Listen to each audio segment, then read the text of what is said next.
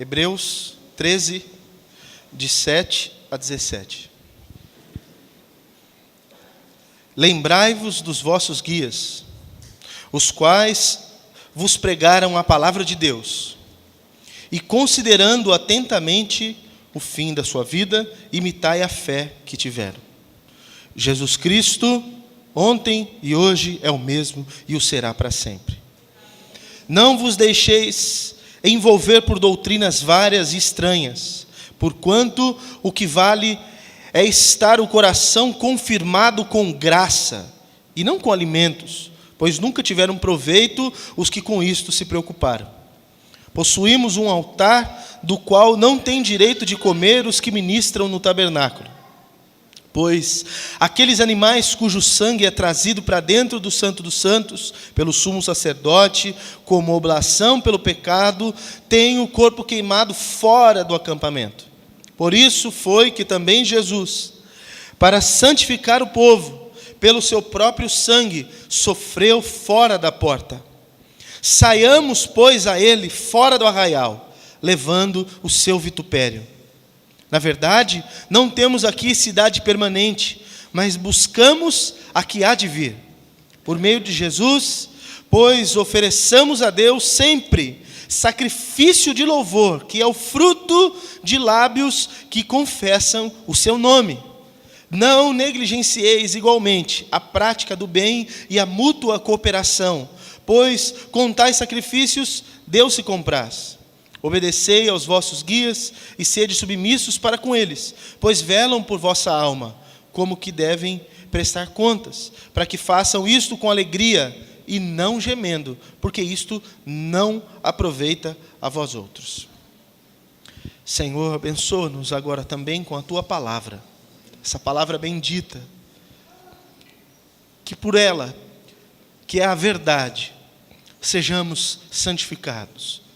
Dá-nos esta graça, a mim de comunicar aquilo que devo, aos meus irmãos e ouvintes, aqueles que, a graça que precisam para compreender, para discernir e para, através desse entendimento, serem transformados. Que o Teu Espírito haja poderosamente no nosso meio. Te peço em nome de Jesus. Amém. Amém. Você pode sentar.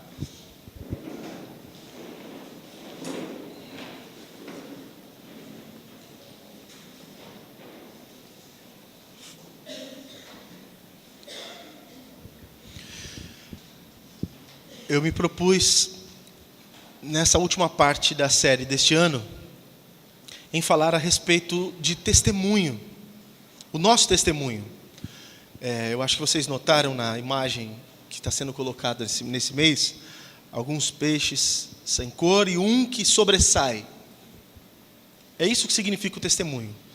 Sobressair, aparecer, estar visível, e é sobre isso que eu quero falar nesses dias. Domingo passado eu falei a respeito do caráter, como sendo a maneira que nós testemunhamos ao mundo através de quem nós somos. Hoje, especificamente, quero falar a respeito de santidade, que é como nós testemunhamos ao mundo, não apenas através de quem nós somos, mas através de como vivemos. Eu me propus a falar que nós testemunhamos de 3 maneiras. Se Deus me permitir, numa próxima semana falarei a respeito da questão da evangelização. Então, quem somos, como vivemos e as coisas que nós falamos. Isso faz parte do nosso testemunho. E eu sei que isso é uma coisa que parece ser muito simples para as pessoas, porque os crentes sempre falam assim: olha, presta atenção no seu testemunho, hein? Ei, você tem que testemunhar na empresa que você trabalha, na sua escola, você tem que ver bem o seu testemunho.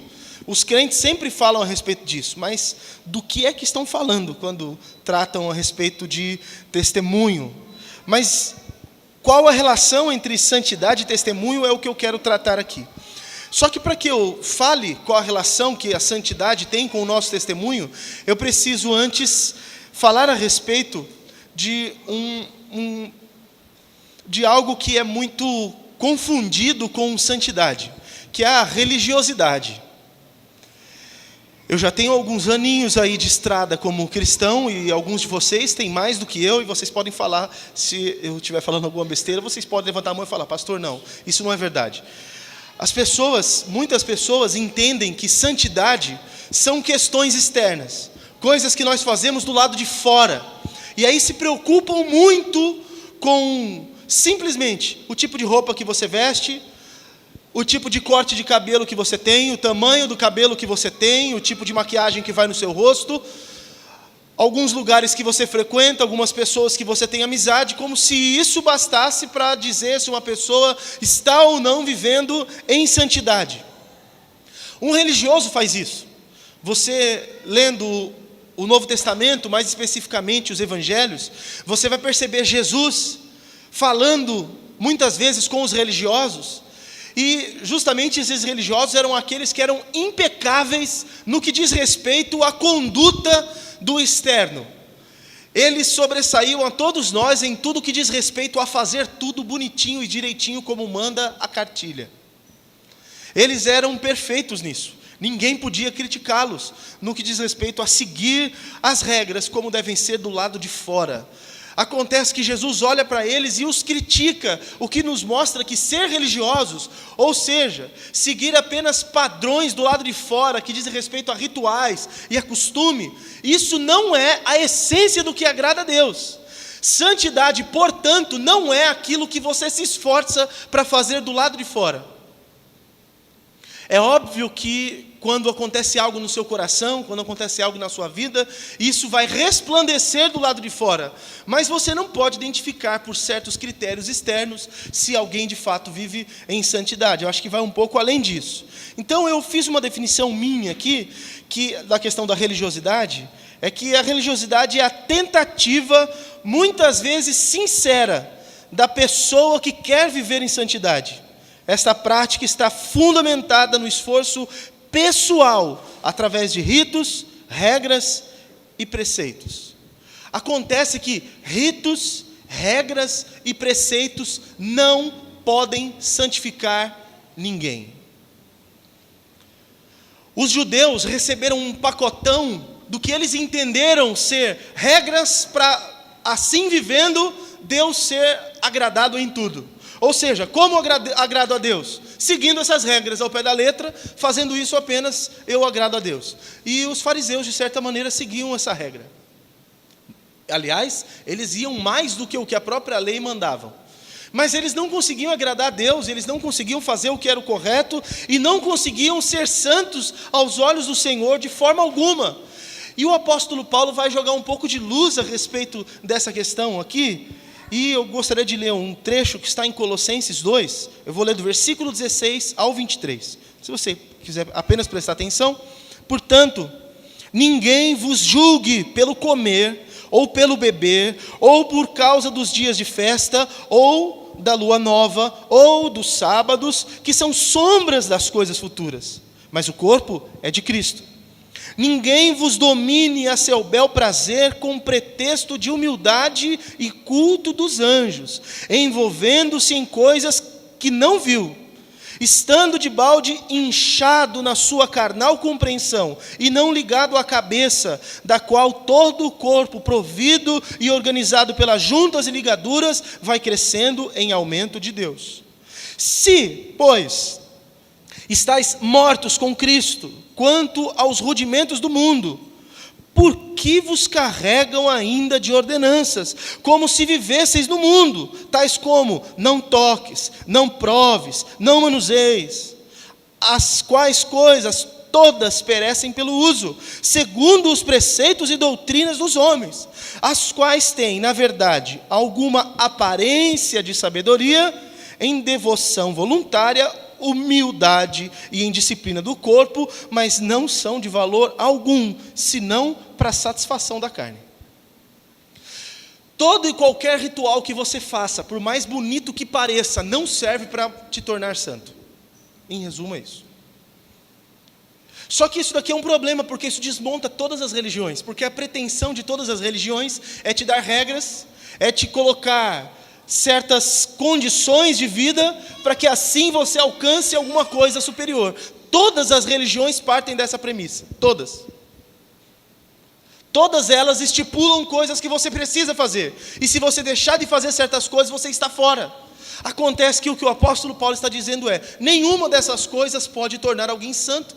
Elas parecem sabedoria, parecem coisas humildes, parecem coisas que são úteis, mas não servem para nada, a não ser para suprir aquilo que é do seu próprio corpo, ou seja, a sua vaidade de pensar que é santo, mas não é, só um religioso. E sabe, meus irmãos, é muito prejudicial para a nossa fé e para o nosso testemunho a religiosidade. Porque as pessoas que se esforçam tanto para serem santas e apenas conseguem ser religiosas, ao invés de testemunhar, ao invés de demonstrar em si, nas suas atitudes, na sua maneira de viver, ao invés de mostrarem Jesus e como Jesus espera que vivamos, eles vão justamente mostrar o contrário, tudo aquilo que Jesus não quer que façamos, ou tudo aquilo da qual Jesus veio nos livrar. E isso aqui é um problemaço para os crentes. Esses pedaços, esses trechos, eles não são lidos com tanta frequência nas igrejas, porque isso aqui, ele desconstrói o que as igrejas estão lutando para construir. Então, se Jesus veio desconstruir essas coisas, nós não vamos construir. O que Jesus veio construir, edificar, é a sua igreja, e essa nós estamos trabalhando para que seja edificada. Agora, Jesus veio para desconstruir todo tipo de religiosidade, e quanto a isso, nós também vamos lutar de forma ferrenha. Eu sei que falando isso, talvez hoje alguns de vocês fiquem desgostosos comigo, como algumas vezes algumas pessoas ficam. É perceptível. Às vezes, eu percebo as emoções das pessoas de olhar o rosto, né? Alguns eu olho e falo assim: nossa, essa pessoa está sonoriferamente emocionada, porque dá para ver que ela está cheia de sono. Em outra, dá para ver que ela está abismada com o que eu estou falando. Outras estão felizes, outras estão compungidas pelo Espírito Santo, outras estão bravas comigo. Dá para perceber no rosto de vocês. Alguns não dá para saber. Tem gente que não se expressa de jeito nenhum. Tem gente que é expressivo, né? O tempo todo está... Imagina essa pessoa num teatro, vendo um filme. Parece a Melissa, minha filha. Ela, né, Paulão? A Melissa está doida. E talvez alguém goste um pouco menos de mim, ou afirme o que já senti a meu respeito. Mas eu prefiro ficar com o desgosto de alguns e a aprovação do meu Senhor. Pois bem, nós não somos uma igreja que queremos reunir religiosos. Nós somos uma igreja que pretende viver tão simplesmente aquilo que o Senhor quer que vivamos. Nós só queremos a graça de Deus, e isso nos basta. Só que vocês dizendo amém, vocês precisam então prestar atenção no que eu tenho a dizer e desconstruir um monte de coisa. Porque eu conheço vocês, eu sei que muitos de vocês são religiosos pra caramba. E eu não vou citar nomes porque eu sou frouxo, só por isso. Não é porque é antiético, é porque eu sou frouxo. Que se eu fosse um profeta, vocês estavam lascados hoje. Mas como Deus não me deu essa virtude, eu, como um frouxo que ouso estudar, vou apenas passar aqui algumas questões, e cabe a vocês, vós outro, vestir a carapuça. Amém? Pode ser? Se eu ficar muito corajoso, eu cito o nome. Pastor, não faça isso, que eu levanto e vou embora. Tudo bem. Os irmãos que ficam na recepção não vão se segurar. Eles podem abrir a porta para você não correr e bater no vidro. Bem, é verdade isso que eu estou falando. Parece que eu estou exagerando, mas eu não estou. E a maioria dos problemas que nós temos dentro das igrejas não é porque existem pessoas muito espirituais andando perto de pessoas muito carnais. É porque tem um monte de gente carnal que jura que é espiritual e é só religioso. E ele consegue olhar para o outro e achar que ele é superior ao outro. E por isso ele consegue julgar o outro. Porque se todos fôssemos espirituais, nós suportaríamos, serviríamos de suporte uns para os outros. Sabe o que é isso? Você olha para o irmão que é mais fraco, você olha para o irmão que é deficiente em alguma área da vida, e você fala: Deus, o Senhor me deu graça nessa área, deixa eu ajudar o meu irmão. Você não vai e joga ele no lixo, você não vai e aponta, mas Se você já se pegou criticando, falando mal, ou sentindo alguma coisa ruim contra alguém ou contra alguma coisa, isso não prova a sua alta espiritualidade. Isso prova o quão religioso você é, transvestido de espiritual. Ou seja, você só é um carnal que faz coisas para parecer que é espiritual. Tanto quanto a ética é a tentativa humana de conviver de forma que só é possível no amor, assim a religiosidade é a tentativa de fazer aquilo que apenas o estado de santidade te dá a condição de ser.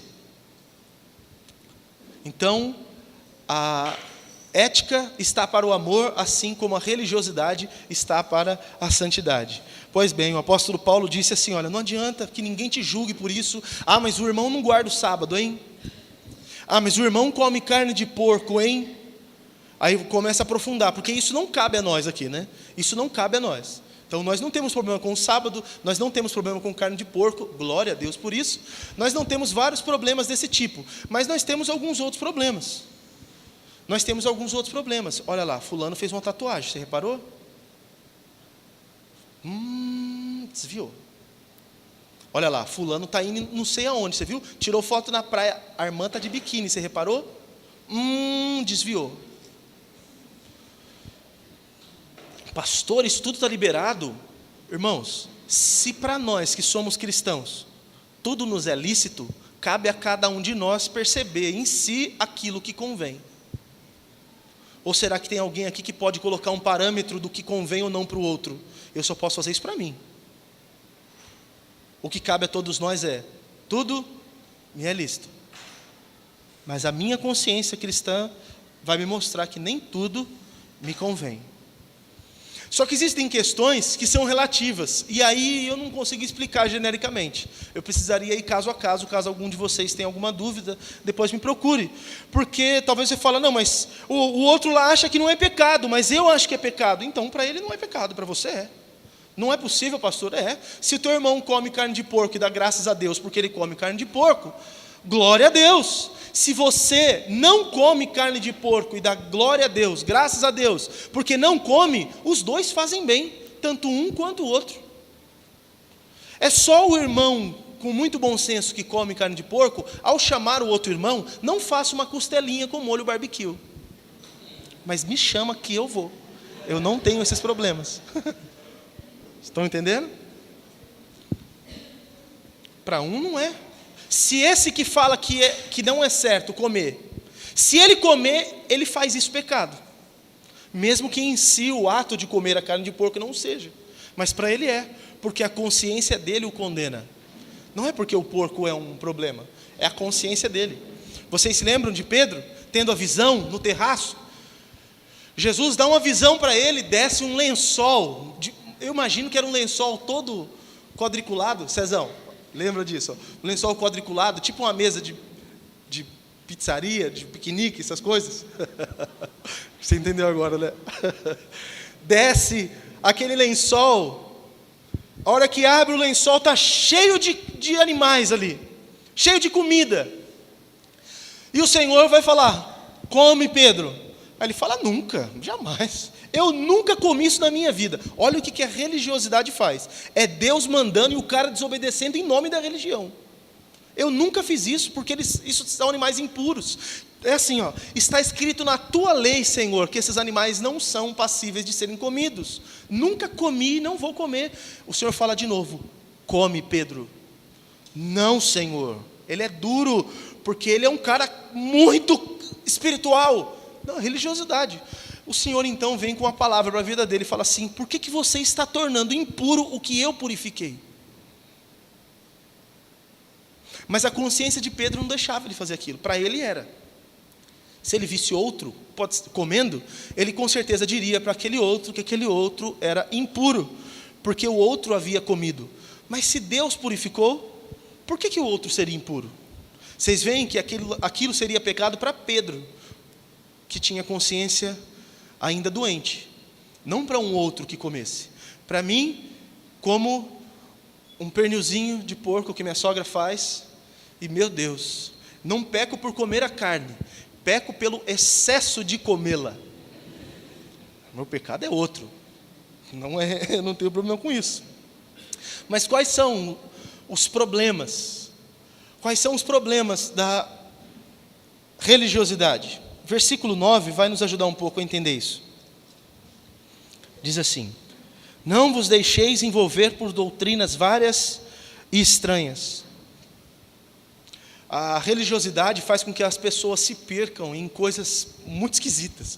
Não é coisa coerente, é coisa esquisita. Eu estava hoje num lugar que tinham outros crentes. Acredito que todos eles eram nazarenos. E tinha um grupinho à minha esquerda, que pelo sotaque logo eu reparei que eram cariocas. E daqui a pouco eles disseram que eles eram de Mesquita. E eles começaram a falar, nós estávamos numa prova, e eles começaram a falar alguma coisa a respeito de doutrina, e eu quietinho na minha, e eles falando, de repente eles começaram a zombar de uma doutrina, e falando assim: porque uma vez salvo, salvo para sempre. Calvino, não sei o que lá. Eu estava de cabeça baixa. Eu estava ficando bravo. Acho que eu estava. Porque eles não estavam fazendo uma discussão de alguma coisa teológica. Eles estavam zombando de uma coisa que eu tenho certeza que eles nem sabem do que eles estão falando, com todo respeito, eles não sabem. Se eles soubessem, eles não estavam falando daquele jeito. E continuaram zombando. Mas eles não estão, mesmo com a humilde ignorância deles, falando sobre o assunto, eles não estavam falando sobre uma doutrina estranha. Mas tem muita gente que está perdida em tantas doutrinas estranhas que é de se admirar. Por exemplo, é uma doutrina estranha, mas que é comum no nosso país. E eu sei que tem gente daqui que vai embora daqui, quando vai assistir televisão faz isso. Coloque um copo de água na frente da sua televisão e nós vamos orar e você vai tomar o seu copo com água. Porque sai daqui e vai assistir o R.R. Soares. Pastor, mas o R.R. Soares é um homem ruim? Lógico que não. É o tiozão mais gente boa que tem na TV. Sério. Mas ele tem umas doutrinas estranhas. Ele é homem de Deus? Não tenho dúvida. Mas vocês acham que porque alguém se converteu, tudo que ele fala daqui para frente está certo? Então vocês acham que qualquer coisa que eu disser aqui nesse púlpito, vocês simplesmente podem engolir?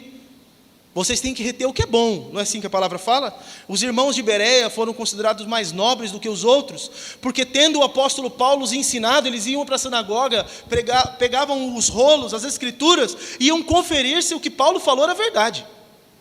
Mas como o R.R. Soares é um homem que tem credibilidade, porque está há tantos anos evangelizando na televisão, os crentes abraçam a doutrina de tomar aguinha ungida.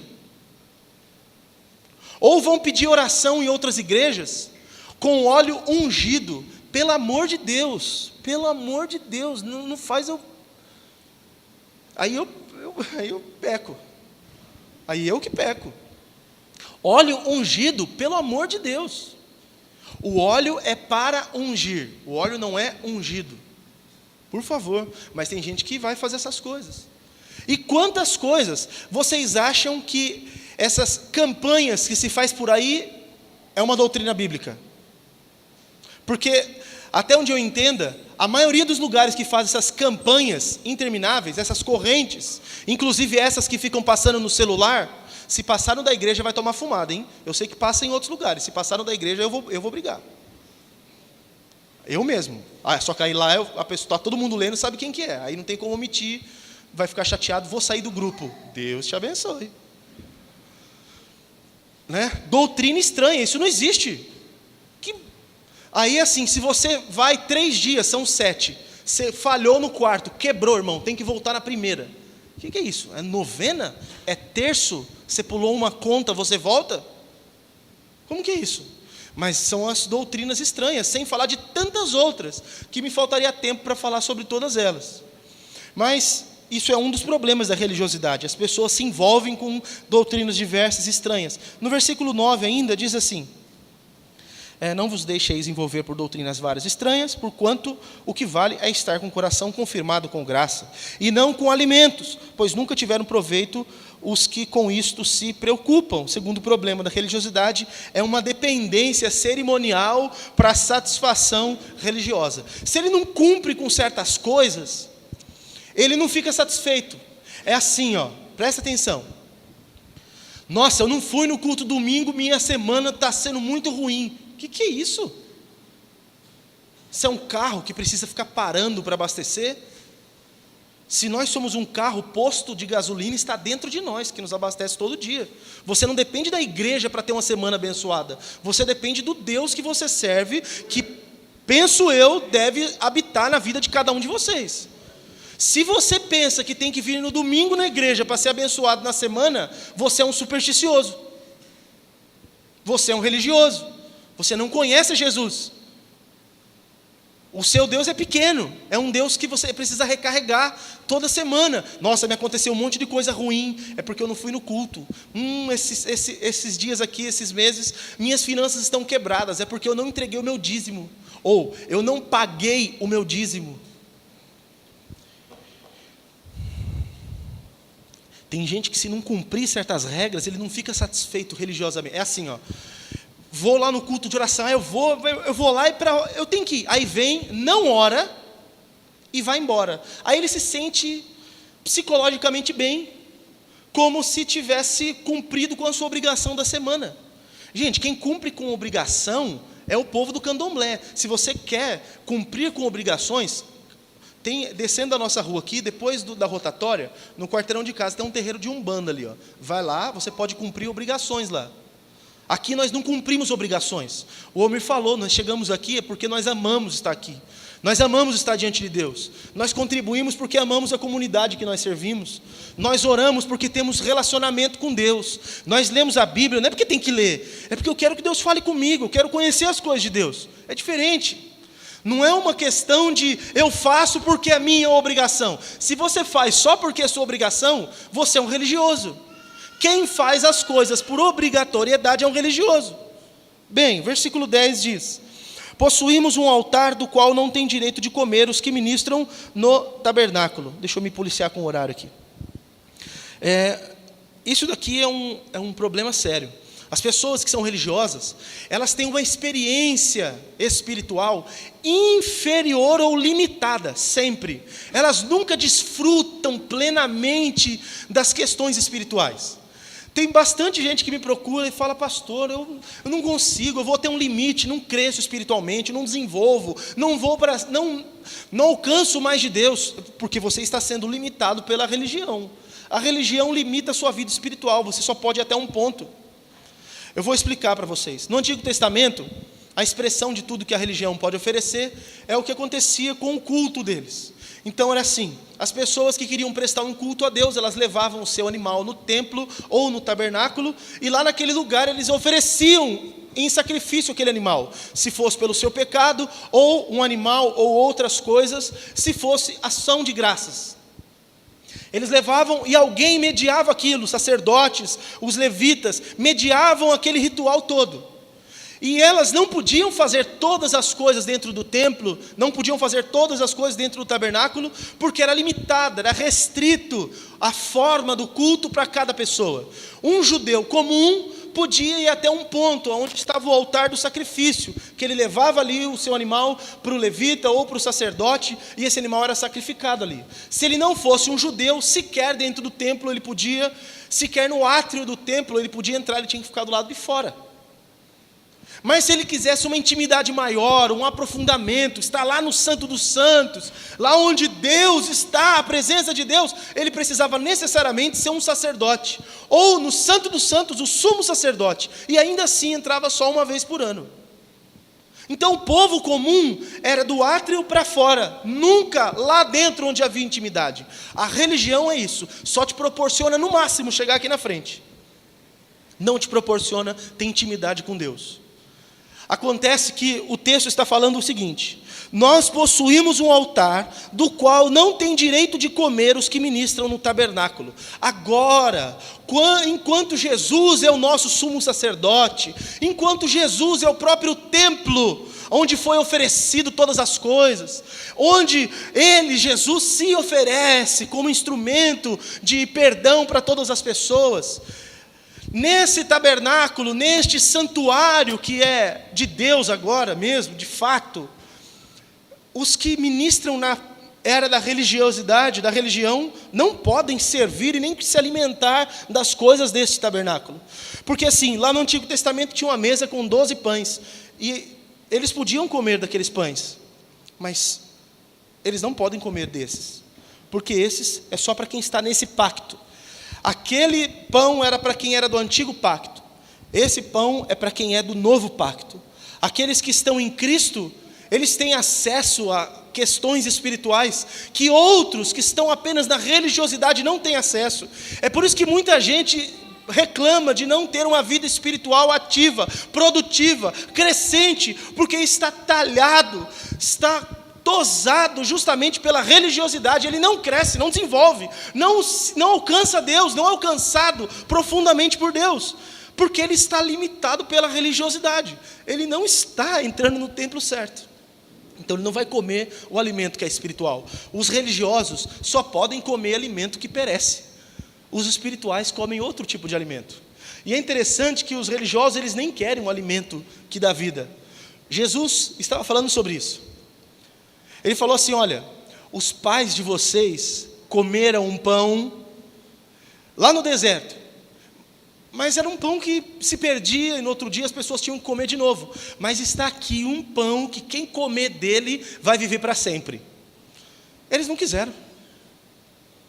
Os religiosos não querem as coisas espirituais. Os religiosos querem as coisas que são religiosas. Eles querem viver presos na sua redoma de religiosidade, porque a graça é um problema para os religiosos. Porque a liberdade não é para todos. E aqui eu entro num grande problema. A liberdade não é para todos, porque tem gente que não quer a liberdade, tem gente que prefere viver escravo, prefere viver preso, porque ele para e ele olha para frente e ele não sabe o que fazer, ele não sabe para onde ir, e ele prefere viver escravo ali a vida inteira. Escravos de Jó jogavam caxangá, eles preferem a vida inteira ficar assim. Eles não sabem desfrutar da liberdade, não sabem, então eles preferem. É um pássaro que num determinado ponto da vida recebe a oportunidade da sua gaiola ser aberta, e ele prefere ficar dentro da gaiola, porque ele fala: eu não sei para onde ir, se eu voar eu não sei onde comer, aqui pelo menos eu tenho uma comidinha. É ruim, mas eu tenho. É o velho ditado do está ruim, mas está bom. Está ruim, mas está bom. E tem gente que está ruim, mas está bom espiritualmente falando. Vive uma vidinha medíocre, não experimenta libertação plena, não experimenta cura plena, não experimenta nada pleno, mas tá bom, estou indo na igreja, né? Então, quem sabe se Deus vive com esse problema. Os religiosos vivem assim. Pois bem, o versículo 14 diz o seguinte: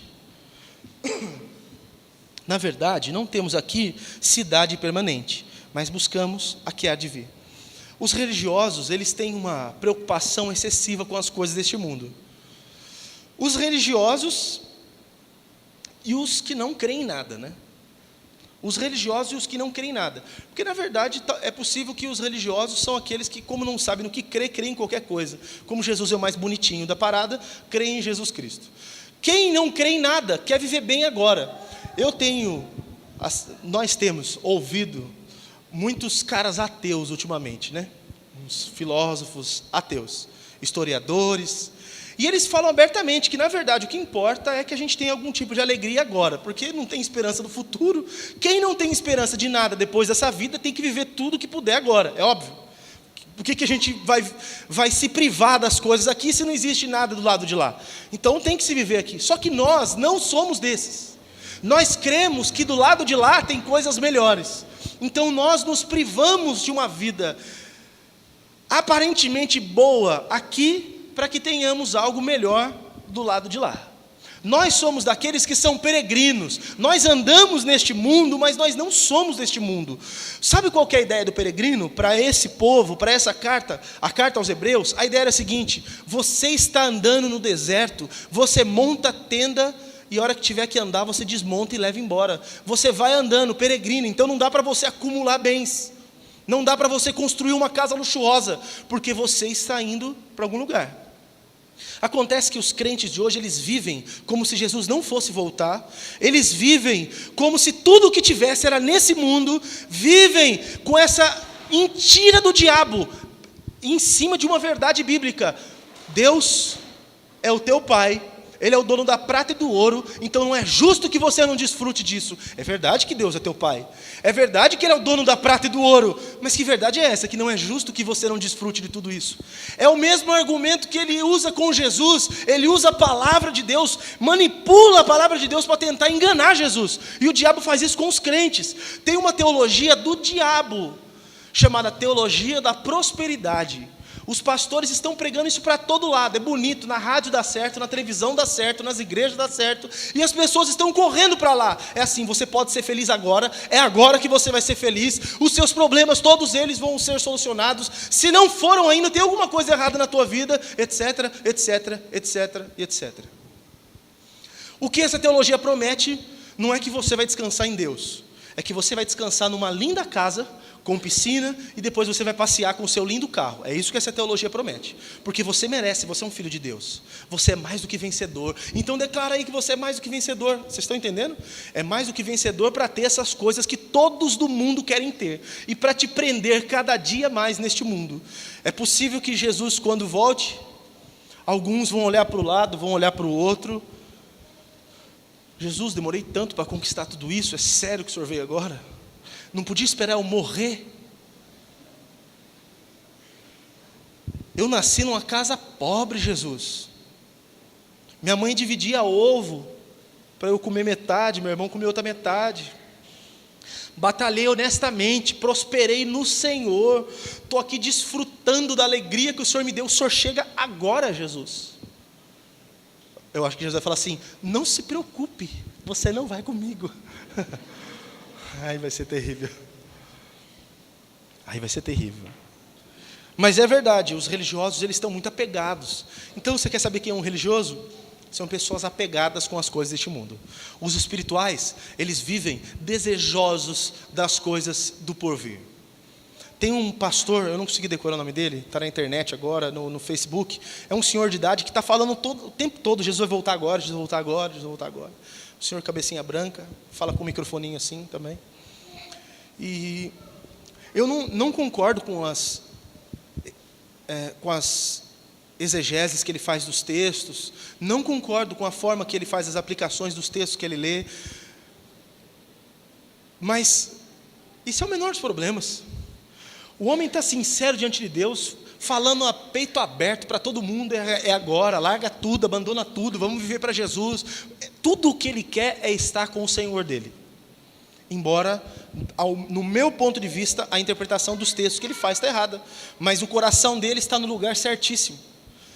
E tem um monte de crente que não está com o coração no Senhor, está com o coração aqui, está com o coração assim, ó: nossa, eu estou muito perto de alcançar aquilo que eu queria, eu estou quase assinando aquele contrato. Calma, Jesus, não volta agora não. Não ora mais, Jesus volta. Ora, Jesus, espera um pouco, vem na próxima geração, porque essa eu já estou quase lá, estou quase vencendo na vida. Ó, se eu te perguntar o que é vencer na vida, qual é a sua resposta? É ter uma casa própria. Aí você já tem a casa própria, o que é? Agora eu quero ter um carro. Quando você já tem uma casa e um carro? Agora tem que ter mais um carro para a esposa, né? Porque fica difícil, está difícil essa vida com um carro só. Até ontem andava de ônibus, agora está difícil essa vida com um carro só, né?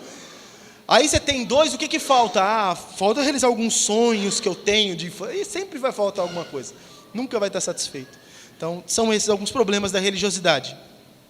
Bem, mas o versículo 12 diz assim: por isso foi que também Jesus, para santificar o povo, pelo seu próprio sangue, sofreu fora da porta. Aqui está falando a respeito da oferta de Jesus que santifica as pessoas. Eu falei até agora sobre a religiosidade, que é a tentativa, através do esforço humano, de ter uma vida de santidade. Acontece que para que se tenha essa vida de santidade, é necessário que isso aconteça para a sua vida. Vou ler de novo. Jesus, para santificar o povo, pelo seu próprio sangue, sofreu fora da porta. O que torna uma pessoa santa não são as atitudes que ela tem, mas é o sacrifício que Jesus ofereceu na cruz do Calvário. O sangue de Jesus é suficiente para te tornar santo, ainda que você seja um pecador. Você consegue crer nisso? Amém? O sangue de Jesus é poderoso para te tornar santo, ainda que você seja um pecador. Como assim? Como que eu posso ser um pecador e santo? Você não é santo pelos seus méritos. Pelos seus méritos você só pode ser um pecador. Você é santo pela justiça que te foi imputada. Ele, o Senhor Jesus, na sua justiça e santidade, te santifica com o sangue dele. Ele te lava com o sangue dele. Isso é maravilhoso, porque isso não depende da gente, depende dele, o Senhor nos santificar. O nosso esforço não é a causa da nossa própria santificação. Aliás, deixa eu explicar um termo. Semana passada a gente acabou entrando nesse assunto, estava conversando com a Priscila aqui no fim do culto, e existe uma diferença entre os termos santificação, santo e santidade, são coisas diferentes. Santificação é o ato de Deus em transformar e purificar a vida de alguém, é Deus agindo. Santo é o estado de uma pessoa que foi transformada por Deus. E santidade é a maneira que essa pessoa que foi santificada vive. Santidade é estilo de vida. Santificação, ato de Deus. Santo, o estado da pessoa. E santidade é um estilo de vida. Quando dizemos que vivemos em santidade, estamos dizendo que existe um padrão a ser vivido bíblico. Uma maneira de ser vivida de acordo com os preceitos.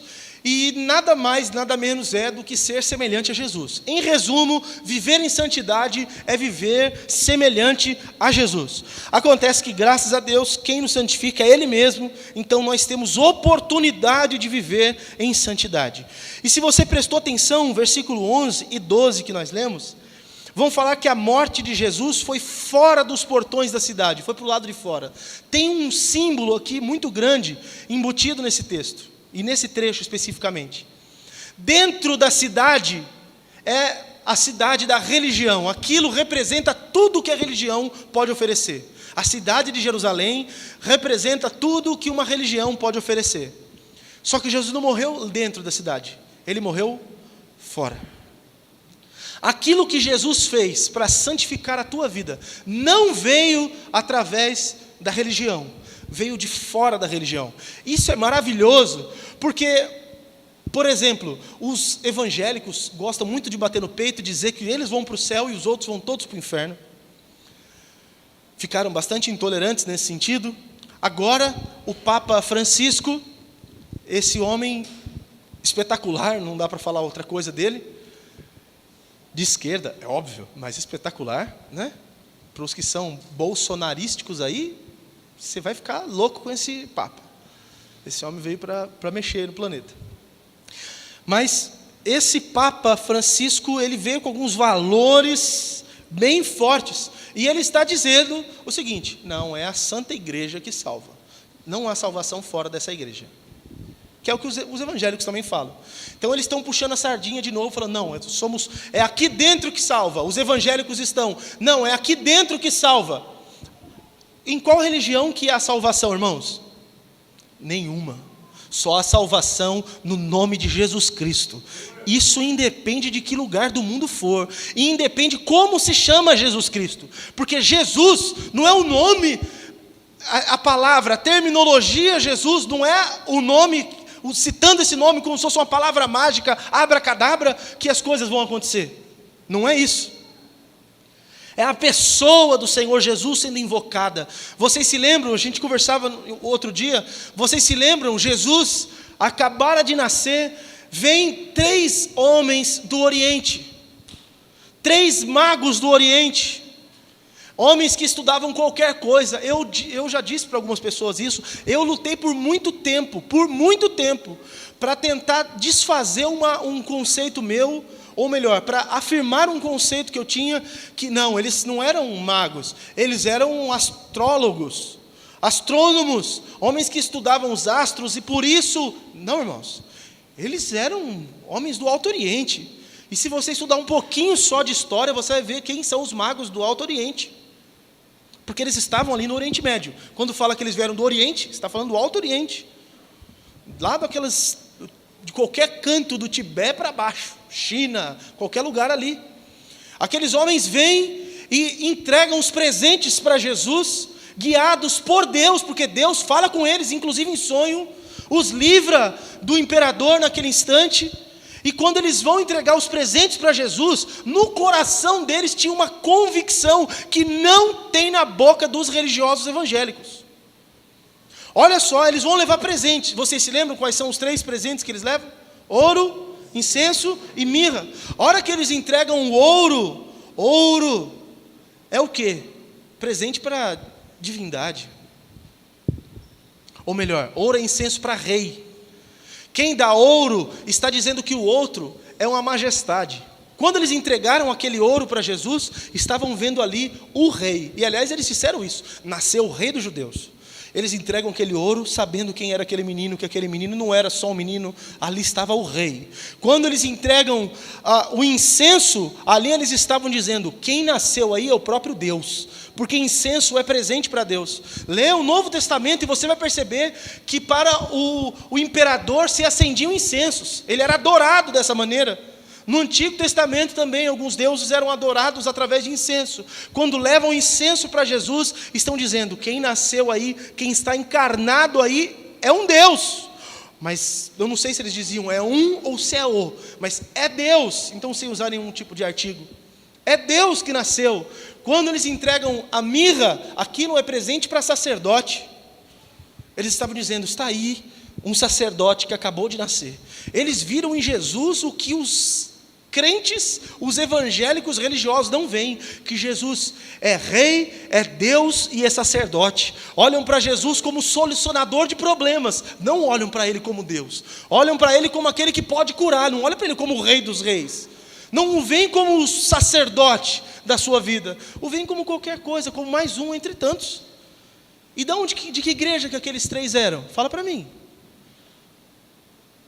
Irmãos, quando chegarmos lá diante do Senhor, nós seremos confundidos com muitas coisas. O nosso entendimento vai ficar um pouco perturbado, porque a gente vai olhar para certas pessoas. Eu não sei como, porque as roupas, me parece que as roupas serão mudadas, até porque a gente não vai ter esse tipo de roupa, né? Mas numa linguagem figurada, eu imagino chegando lá, e alguns com os turbantes na cabeça, imagino alguns com os negócios pendurados maior assim, diante do Senhor. E você vai olhar e vai falar: mas você não era da minha religião. Ele vai falar: nem você é da minha, o que você está fazendo aqui? Mas quando vier o Senhor dos Senhores, todos hão de se prostrar e confessar que Ele é o Senhor, para a glória de Deus o Pai, de toda nação, de toda língua, de todos os povos. Ou vocês acham que só os evangélicos? O Senhor Jesus não está preso na religião dos evangélicos. O nosso Deus é muito grande para caber dentro desse nosso mundinho. Ele extrapola todas essas coisas. Nós é que estamos contidos nele, não é Ele que está contido em nós, irmãos. Nós estamos dentro dessa graça, e se nós podemos olhar para Ele e reconhecê-lo como quem Ele é, isso é a graça que Ele nos deu. Não é um favor que nós fazemos a Ele: olha, fica aí quietinho porque o Senhor é Deus e nós já descobrimos o Senhor, hein? Não foi isso. Foi Ele quem se revelou a nós, e bendito seja o Senhor por conta disso. Bem, dentro dessa questão da oferta do sangue de Jesus, a sua oferta, em contraste com as ofertas oferecidas no Antigo Testamento, elas são capazes de purificar muito mais do que só o corpo. Porque no Antigo Testamento era isso que acontecia. E deixa eu ler Tito 1,15 para vocês. Todas as coisas são puras para os puros, mas nada é puro para os contaminados e infiéis. Antes, o seu entendimento e consciência estão contaminados. Mas eu vou voltar em Hebreus 9, para esclarecer um pouco mais essa ideia. Hebreus 9, versículo 13 e 14. Diz assim: portanto, se o sangue de bodes e de touros e a cinza de uma novilha, aspergidos sobre os contaminados, os santificam quanto à purificação da carne, muito mais o sangue de Cristo, que pelo Espírito eterno a si mesmo se ofereceu, sem mácula a Deus, purificará a nossa consciência de obras mortas, para servirmos ao Deus vivo. A oferta de Jesus não purificou o nosso corpo apenas, irmãos. A oferta de Jesus, ela deve purificar a nossa consciência. E o que eu vejo, por isso que eu consigo olhar e definir alguns como religiosos, é que algumas pessoas, elas têm a sua consciência tão pesada, tudo é pecado, tudo é errado, tudo está preso, ele está escravizado, porque a consciência dele está o tempo inteiro o acusando, não porque o Espírito Santo fala no coração dele, mas porque ele é religioso.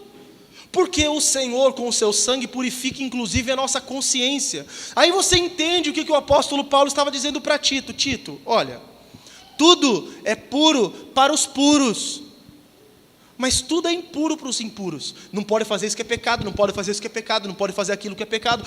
Tudo é pecado para aqueles que têm a consciência contaminada. Mas para aqueles cuja consciência retornou para o estado de inocência, nada é impuro. Eu vou perguntar para você, irmão, vai ser um exercício teológico difícil para vocês agora, tenho certeza. O que era pecado no Éden para Adão? Adão no Éden, o que era pecado para ele? Fala para mim, o que era pecado? Alguém me ajuda? Comer o fruto. Você pode... Adão, vive aí. Você só não pode comer daquele fruto. Daquele. Só. Você pode fazer o que você quiser aí.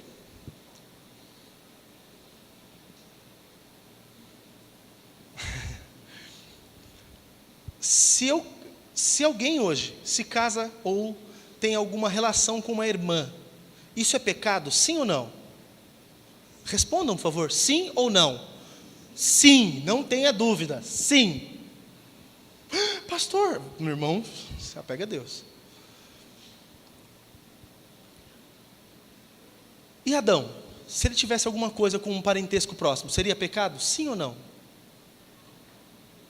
Não foi nem para Caim e Abel, quem dirá para Adão. Caim e Abel vieram depois do pecado ter entrado na vida dele. Vocês acham que Caim e Abel casou com quem? Com alguma outra criatura que Deus criou e deixou jogada no Éden? Pelo amor de Deus, só pensa um pouco. Mas não era pecado. Por que não era pecado? Porque não tinha sentido ser pecado. Deus instituiu que será pecado lá em Moisés, está na lei, em Levítico isso daí. Foi muito tempo depois, porque não havia necessidade mais deles terem relação entre irmãos. Podia ser de outra maneira. Tem um sentido. Lá no Éden, Adão podia fazer tudo, porque a única coisa que era pecado era justamente o ato de comer daquele fruto. A mente dele era inocente para tudo. Por exemplo, é um problema social, vocês vão me falar se sim ou se não, andar nu ou sensual, e podemos classificar como pecado? Sim ou não? De certa forma sim, principalmente a questão da sensualidade, né? A nudez, se você está numa praia de nudismo, tem crente que fala não, se alguém for na praia de nudismo está em pecado. Mas a sensualidade, o excesso de sensualidade é um pecado. Adão e Eva estavam vestidos com que grife no Éden? Nenhuma. Eles estavam nus. Era pecado eles estarem nus? Sim ou não, gente? Me ajuda. Não. Mas de repente o pecado entra na consciência de Adão e a consciência dele fica torta. A primeira coisa que ele faz, ele vai se esconder de Deus porque ele percebeu que estava nu. Deus não criticou ele, Deus não falou que era errado, foi ele que achou que aquilo era errado. Deus fala, por que você se escondeu? Porque eu percebi que eu estava nu, aí eu fiquei com vergonha e eu me escondi. Mas, tipo assim, até agora você estava pelado, Adão, pelo amor de Deus. Você está com vergonha do quê, homem? Você estava até agora assim. Como minha mãe falava, Fê, você nasceu de mim, o que você tem que eu não vi?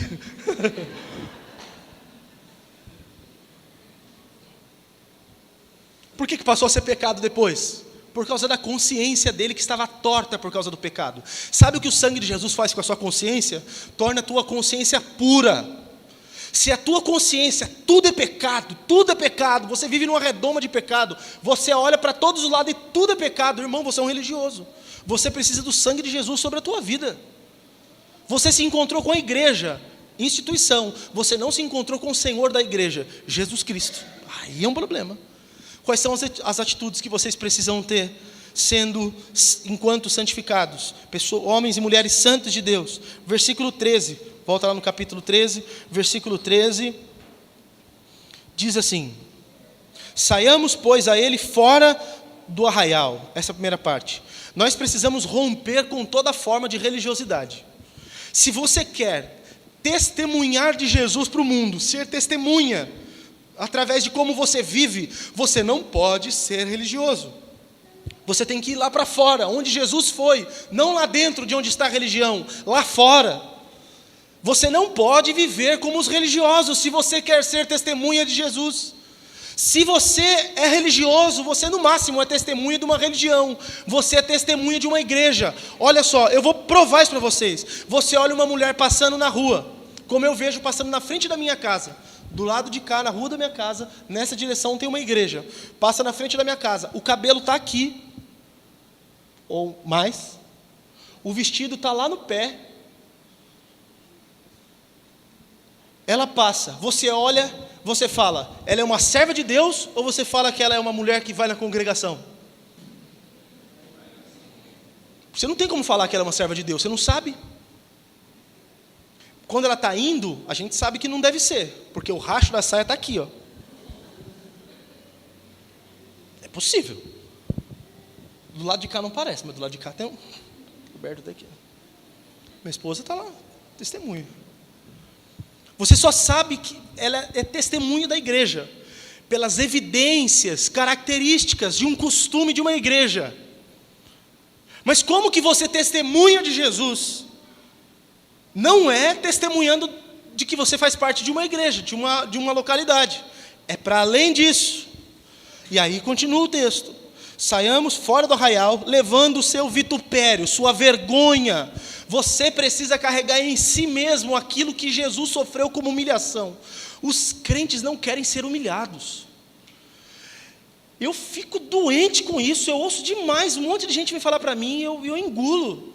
Aí eu falo, eu sou frouxo, eu tinha que falar e eu não falo. As pessoas vêm, eu não aguento mais ser humilhado nessa vida, Deus vai me exaltar, os humilhados serão exaltados, mas está muito descontextualizado, tá? Os humilhados serão exaltados, não é assim, no seu trabalho, você é ruim de serviço, tomou um esporro do seu chefe, aí você quer ser exaltado ainda, tem que ser mandado embora, é ruim de serviço. Nossa, pastor, é sim, tem que ser mandado embora. Vai trabalhar, vai testemunhar Jesus sendo bom no que você faz. Ou não? Por que o ímpio é o melhor profissional do ano, ganha prêmio no McDonald's? E você não? Só é mal falado na sua empresa, na sua escola, né? É o crente bonzinho, não briga com ninguém. Mas as notas, ó, nossa. Você fala, pelo menos eu não colo. Cria vergonha na tua cara e vai estudar, rapaz. Não cola, mas não estuda, não adianta, né? Você tem que estudar. Não adianta colar, nem tirar nota ruim. Tem que estudar. Jesus, ele carregou uma humilhação. E a Bíblia fala que nós devemos nos humilhar. Você sabia disso? Humilhai-vos, portanto, diante da potente mão do Senhor, porque Ele ao seu tempo vos exaltará. Você não se humilha como eu sou o coitadinho, não, eu não valho nada, parabéns pelo serviço que você fez, não, eu sou ruim demais, não é isso, não é se jogar para baixo, não é diminuir o seu valor. Se humilhar diante de Deus é a postura de vida que você tem diante das situações. Presta atenção, Jesus, sendo quem era, ele não tomou conta disso. Ele, sendo Deus, vem e se humilha, se rebaixa, vive como um homem simples, o homem dos mais simples que sequer tinha onde dormir. Jesus não tinha onde dormir, ele não tinha uma casa, morava de favor. Sabe quem sustentava Jesus? Isso aqui é duro. Aí o povo fala, vou ficar sustentando o pastor. Jesus vivia da oferta das mulheres, não era nem dos homens, era das mulheres. Será que era o fã-clube de Jesus? O que era? Não, eram as servas de Deus que entendiam que ele não tinha o que fazer. E não bancavam só ele não, porque andava 12 marmanjos com ele. Judas estava lá. E bancavam esses homens. O povo bancava, dava doação. Mas Jesus andava de carro do ano porque recebia a doação dos outros. Não tinha dinheiro nem para pagar imposto. Precisou fazer um milagre para pagar imposto. Vem o cobrador. O que ele faz? Pedro, vai lá, pesca um peixe. Abre a boca do peixe, tem lá a moeda. Paga o imposto por você e por mim. É tipo assim, eu não precisava pagar. Porque quem tem que pagar imposto são só os súditos. Eu que sou rei, eu tenho que receber. Mas eu vou pagar. Paga lá, por você e por mim. é se humilhar por não ser nada, mas não por se rebaixar, não ser nada por si mesmo. O religioso acha que é santo porque ele ora muito, ele acha que... E aí, irmão, você vai para o céu? Vou. Como você sabe? Irmão, estou com a vida em dia. Isso é salvação pelas obras. E aí, irmão, se Jesus vier agora, você vai para a glória com Ele? Ou se vou, essa semana eu estou até jejuando. Salvação pelas obras. Também não dá para ser o extremo oposto. E aí, você vai para o céu? Não sei não, hein? Não sei não. A resposta tem que ser, eu vou, claro que eu vou. Por que você vai para o céu? Porque Jesus morreu por mim, tá paga a conta. Eu vou entrar, quando eu chegar lá, vou mostrar o carimbo de free, entrada grátis. Está aqui, ó. Vou entrar, Jesus pagou, Ele pagou, não está de graça para mim. Teve um preço essa entrada, mas Ele já pagou, eu não tenho nada para pagar. Mas o que você fez para conseguir? Não fiz nada, eu estava lá jogado na beira do caminho, Ele meteu um carimbo na minha mão. Foi isso que aconteceu. E eu acreditei que isso era verdade, então eu vim aqui e quero entrar. Né? É essa humilhação por não ser nada, mas por si mesmo. A humilhação de se sujeitar aos outros. Nietzsche chama isso de fraqueza. Nietzsche fala assim, são fracos os cristãos. E eles são fracos porque não podem revidar. Porque se eles soubessem revidar, eles revidavam. Nietzsche é um ateu que fala que o cristão se submete porque ele é fraco. Irmãos, nós nos submetemos porque somos fracos. Mas nós sabemos que na nossa fraqueza se aperfeiçoou o poder de Deus. Qualquer um de nós que pensa ser forte, a gente se humilha e se rebaixa para ser cada vez mais fraco, para que cada vez mais o poder de Deus se manifeste na nossa vida. Nós não queremos aparecer nada. Nós não queremos que os outros olhem para nós e nos aplaudam. Nós queremos que as pessoas olhem para nós e vejam um Deus na nossa vida. Toda glória acaba sendo para Ele, é óbvio, né? E eu vou encerrar aqui essa mensagem por causa do nosso tempo. Eu teria algumas outras coisas para falarmos, mas eu acredito que o que eu disse até aqui é suficiente. Você pode, com a sua vida, expressar Jesus com o que você vive. Ou você pode, com a sua vida, demonstrar em que igreja você vai. Tem algumas pessoas que eu olho e ele fala assim, eu sou crente. Eu olho e já sei a igreja que ele é. Só pelo naipe de roupa. Só por ver o estilo que ele se veste. É sério. E eu não estou falando da congregação, não. De outras igrejas mais super modernas. Você vê uns camaradas, você fala assim, não, esse cara é daquela igreja, só pode ser. Não é possível que não é. Né? Você acaba reconhecendo. Mas eu não quero demonstrar que eu sou da igreja do Nazareno. Eu quero demonstrar que Jesus fez algo na minha vida. Isso só é possível se eu não for religioso. Isso só é possível se algo foi feito na minha vida. Isso vai impactar com o lado de dentro, que vai implicar na expressão que acontece do lado de fora. É a diferença de religião e de graça. Sugiro a vocês que andem na graça. Vocês podem ficar um pouco perdidos se vocês gostam da religião, porque vocês não vão ter onde se apoiar. Mas quando você não tiver onde se apoiar, você descansa e cai, porque você vai estar nos braços do Senhor sempre. Amém? Vamos fazer uma oração juntos aqui? Fica de pé, por favor.